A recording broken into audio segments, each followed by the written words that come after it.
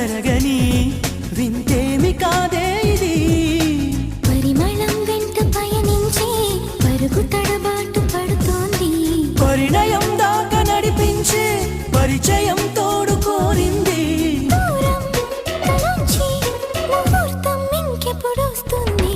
గుండెల్లో ఏముందో కళ్ళల్లో తెలుస్తుంది. పెదవుల్లో ఈ మౌనం నీ పేరే పిలుస్తోంది. నిలవదు కథ హృదయం నువ్వు ఎదురుగా నిలబడితే. కదలదు కథ సమయం నీ అలికిడి వినకుంటే. కలవరమో తొలివరమో తెలియని తరుణమిది.